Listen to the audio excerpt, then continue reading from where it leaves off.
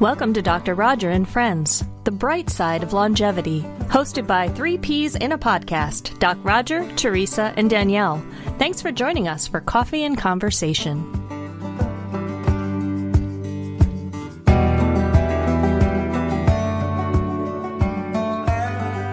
Hi there, I'm Dr. Roger Landry, and this is We're All in This Together, because we are. Here I am with Teresa and Danielle again, my very smart, gracious colleagues. So today, I'm thinking we might talk about, at a time when we're feeling we've lost so much, seemingly a lot of the things we love to do, being with people we love to do, doing things, eating in restaurants, celebrating, even grieving with people. Funerals and things just aren't happening.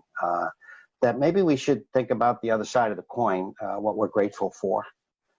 There's no question, the research is very positive. The people who are half full type people, very positive people, and Danielle knows this very well, all she knows about positive psychology, they're healthier. They tend to live longer, by the way, and stay healthier, and are, by definition, in better moods and appreciate their life more. So garnering that is usually being grateful for what we have. That's a major component of this half full type of mentality and approach to life. And we're really not usually grateful for things. Maybe when we first get a car, we're grateful we have a car or a boat or whatever. But what we're really grateful for, and I've seen this on the deathbed of people, they don't talk about things, they talk about relationships, our people, and what they mean to us and what they have done for us, and how we feel connected to them. And this things like happening now, I think, begins to sort of underline the fact that we are all interconnected, and that it is our relationships that bring us the greatest joy and pleasure. Sometimes something intervenes in relationships like that, and people drop out of our lives because of an event or something. And we may be angry, and we may be have a lifelong grudge against someone. So maybe this is a time, this is a very unusual time, certainly to appreciate those around us.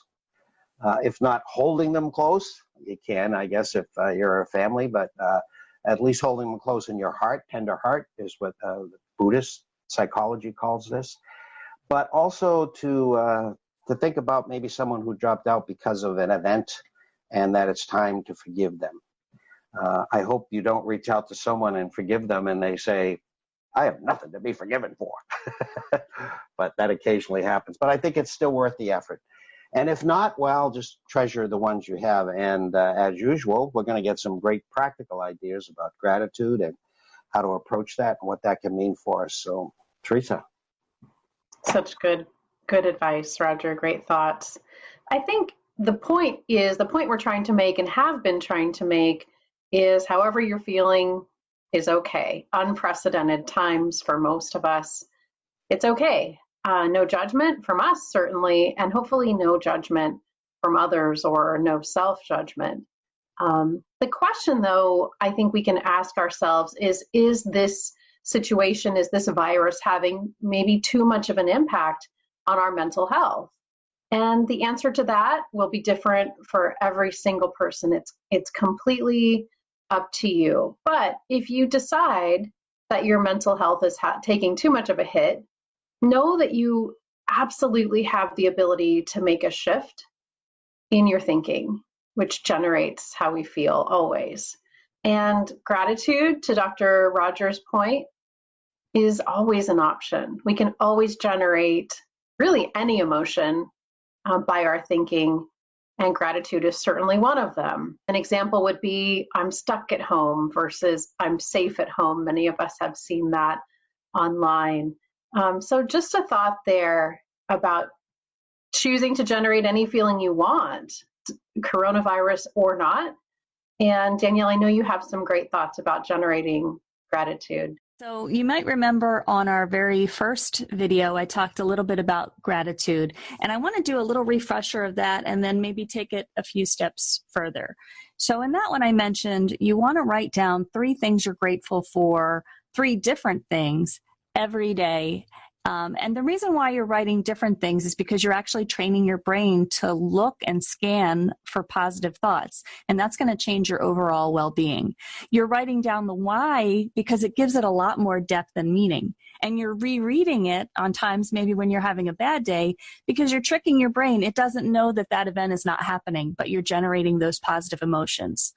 So for today, to take that further, I would invite you and encourage you to share some of those things on your list with people you're in home with, call people on the phone and share those elements and invite them to share back. Because now what you're doing is having a shared positive experience. You're cultivating more happiness for the two of you or three or however many are on the call. And you're also just reinforcing and making those relationships deeper, which are really important right now. And then if when you look at your gratitude list, you find yourself writing down certain people who have been important to you, reach out to that person, send them an email, even if it's, your college teacher who was instrumental in your career today, and you want to send them an email saying, hey, I don't know if I ever told you, but this really had an impact on me. So reach out to those people and let them know that you're grateful. And the benefits are immense, greater immune system, better resilience, better sleep, less depression, your relationships will be better, and wait for it, greater longevity, which is what our show's about.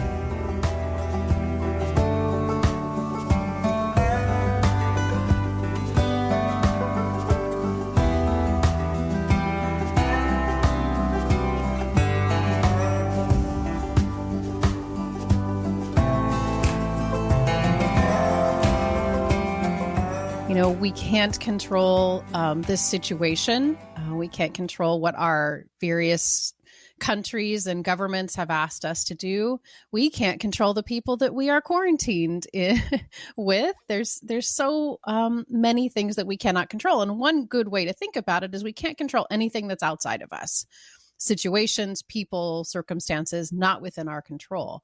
I think the sooner we accept that it's not within our control, the sooner we can stop arguing with the reality of it and spending time and energy arguing with that reality. It doesn't serve us. And the more time we can spend thinking about that which is within our control, which includes our thoughts, our feelings, our actions, and the results that we get in our life during this interesting and, for many of us, unprecedented time. So the beautiful thing about thoughts is that they're 100% optional. So yes, our circumstance for many of us are that we are in quarantine. What we think about that is 100% up to us, 100% optional. So of all the thoughts that are available to you to think, are the thoughts you're thinking right for you? Are they serving you? Because remember, thoughts create feelings. So how we are feeling right now is always 100% of the time generated by our thoughts. So we can trace it back to our thoughts. Ask yourself, are these thoughts serving you right now? Are they useful for you? And I'm not saying go all the way to unicorns and rainbows and Pollyanna, but I am saying, is there a thought that's maybe just adjacent to the thought you're thinking right now that would serve you better? That would be a useful thought, not necessarily a positive thought. It's okay to not be happy about this pandemic. Part of life is not feeling good all the time. And that's also a reality that some of us aren't really clear about. It's okay to be, to have negative emotions during our life. Absolutely.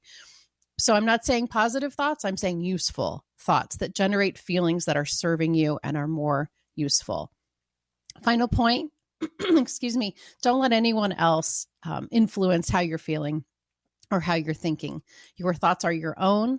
You have 100% ability to choose any thought to think that will generate feelings for you that might serve you better. So try on different thoughts like you try on different clothes, see what serves you, and don't be influenced by others.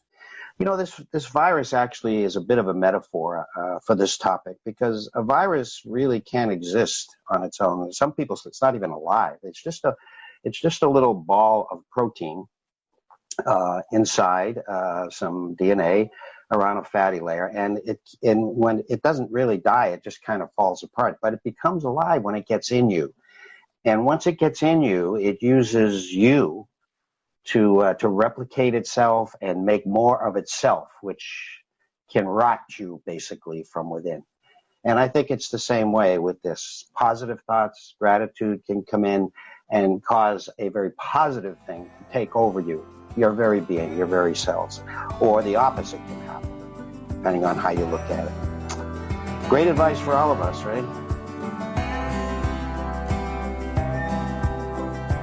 You've been listening to Dr. Roger and Friends, The Bright Side of Longevity. If you like the show, please rate and review, and be sure to click to follow.